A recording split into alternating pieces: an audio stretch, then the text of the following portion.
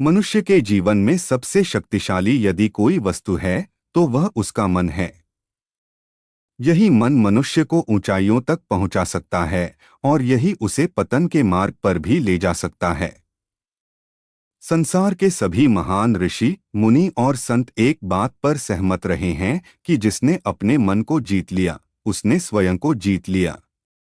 लेकिन जिसने अपने मन को अपने ऊपर हावी होने दिया, वह बाहरी संसार में चाहे कितना भी सफल क्यों न दिखे, भीतर से अशांत ही रहता है। मन की प्रकृति अत्यंत चंचल होती है। यह एक क्षण में अतीत में चला जाता है और दूसरे ही क्षण भविष्य की चिंता करने लगता है। मनुष्य का शरीर एक स्थान पर होता है, लेकिन उसका मन कहीं और भटक रहा होता है। यही कारण है कि मन को नियंत्रित करना संसार के सबसे कठिन कार्यों में से एक माना गया है। स्वयं अर्जुन ने भी भगवान श्री कृष्ण से कहा था कि मन अत्यंत चंचल, बलवान और हठी है। इसे नियंत्रित करना वायु को रोकने के समान कठिन प्रतीत होता है। भगवान श्री कृष्ण ने अर्जुन को उत्तर दिया कि निस्संदेह मन चंचल है, लेकिन अभ्यास और वैराग्य के द्वारा इसे नियंत्रित किया जा सकता है। यह शिक्षा केवल अर्जुन के लिए नहीं थी, बल्कि संपूर्ण मानवता के लिए थी। मन पर नियंत्रण किसी जादू या चमत्कार से नहीं होता, बल्कि निरंतर अभ्यास, धैर्य और आत्मजागरूकता से प्राप्त होता है। जब मनुष्य का मन नियंत्रित होता है, तब वह परिस्थितियों का दास नहीं रहता।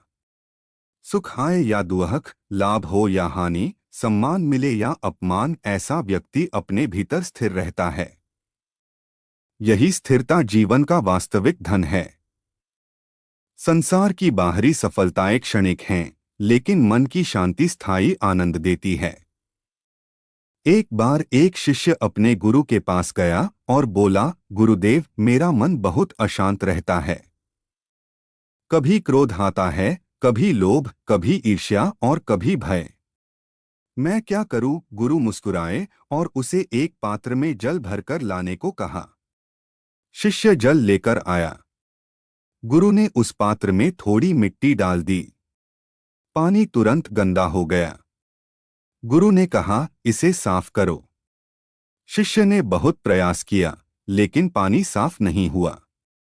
तब गुरु ने कहा, कुछ देर इसे ऐसे ही छोड़ दो। कुछ समय बाद मिट्टी नीचे बैठ गई और जल फिर से स्वच्छ दिखाई देने लगा। गुरु बोले, मन भी ऐसा ही है।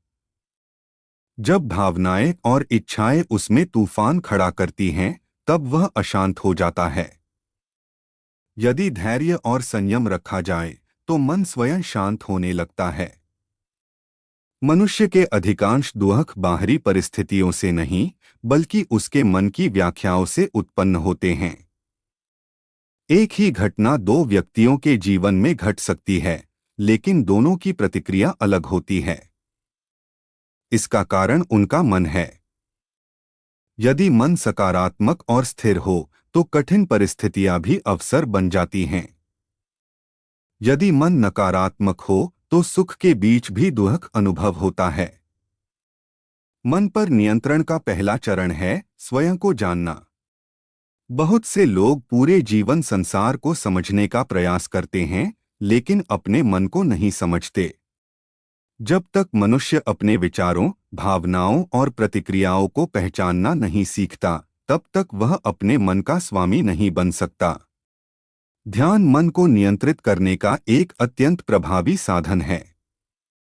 जब मनुष्य कुछ समय शांत बैठकर अपनी श्वास पर ध्यान देता है, तब धीरे धीरे उसका मन स्थिर होने लगता है। प्रारंभ में मन बार बार भटकेगा, लेकिन यही अभ्यास का भाग है। हर बार मन को वापस लाना ही मन पर नियंत्रण की दिशा में उठाया गया एक कदम है।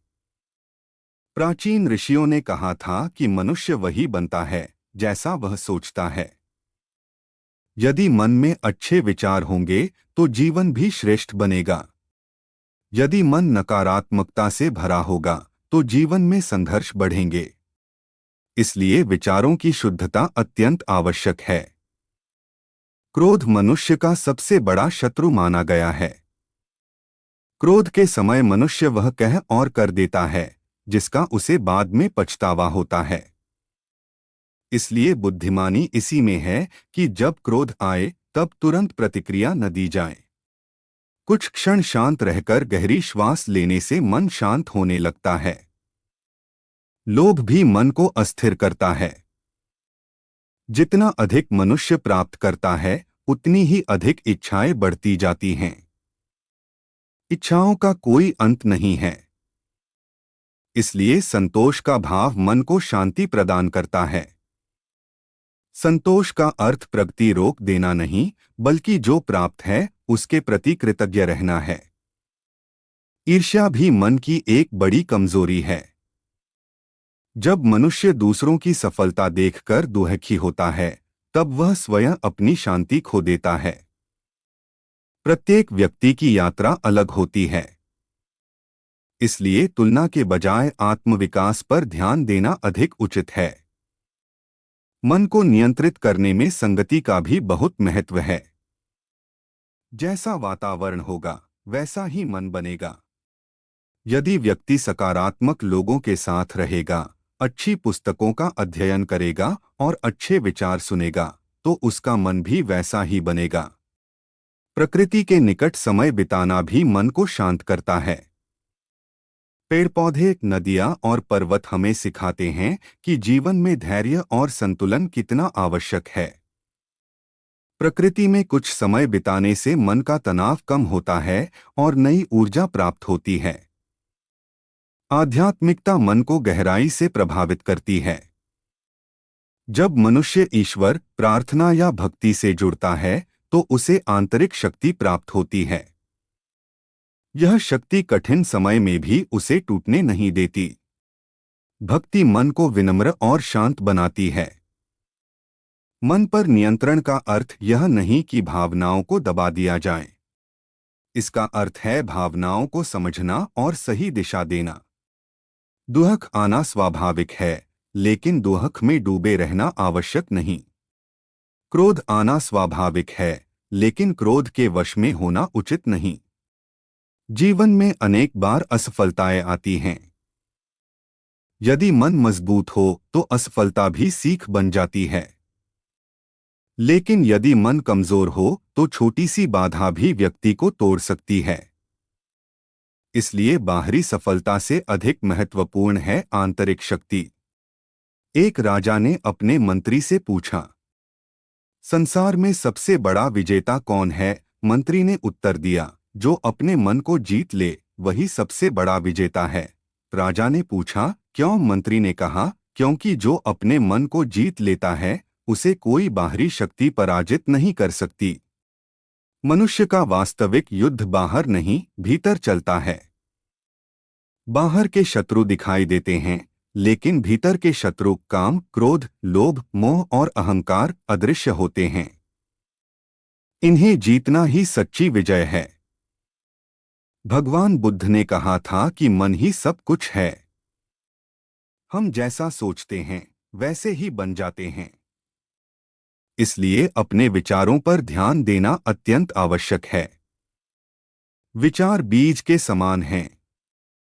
जैसे बीज बोए जाएंगे वैसे ही फल प्राप्त होंगे।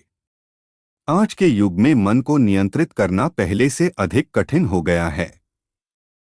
मोबाइल, सोशल मीडिया और निरंतर सूचना के प्रवाह ने मन को और अधिक चंचल बना दिया है। इसलिए समय समय पर डिजिटल विश्राम लेना भी आवश्यक है।